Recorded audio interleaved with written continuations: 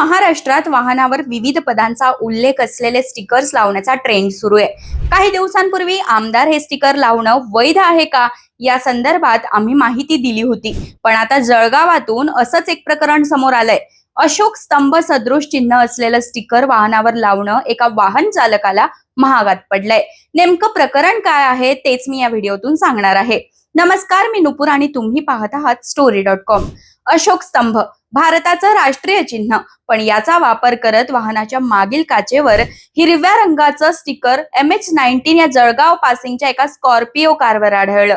विशेष म्हणजे त्या वाहनावरील स्टिकरवर स्वामी ग्रुप ऑफ इन्फ्रास्ट्रक्चर प्रमोटर्स असं सुद्धा लिहिलेलं आहे। अशा पद्धतीचे स्टिकर्स कस्टमाइज करून अवैधपणे सर्रास वापरले जातात आणि सरकारी कायदे नियमांची अक्षरशः पायमल्ली होते। अनेक ठिकाणी प्रशासनाच्या तावडीतून सुटण्यासाठी सुद्धा असे प्रकार केले जातात आणि सगळ्यात महत्त्वाचं म्हणजे खासगी व्यक्ती, संस्था किंवा व्यावसायिक घटकांना आपल्या खासगी वाहनावर राष्ट्रीय चिन्ह वापरण्याचा कोणताही कायदेशीर अधिकार नाहीये। State emblem of India prohibition of improper use act 2005 मधील कलम 3 व 7 अन्वये हा दंडनीय गुन्हा सुद्धा आहे।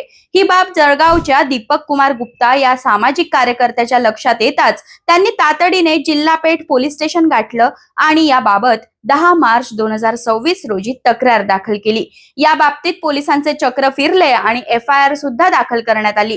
राष्ट्रीय चिन्हाचा गैरवापर करून कायद्याच्या तावडीतून सुटण्याचा प्रयत्न करणाऱ्या त्या वाहनधारकाला जळगाव पोलिसांनी कायद्याने धडा शिकवलाय। अशी वाहनं फिरकत असतील तर त्यांच्यावरही कारवाईचा बडगा उगारला जाऊ शकतो। तुम्हाला या कारवाईबद्दल काय वाटतं? कमेंटमध्ये जरूर लिहा आणि अशाच व्हिडिओसाठी story.com ला सबस्क्राईब करा।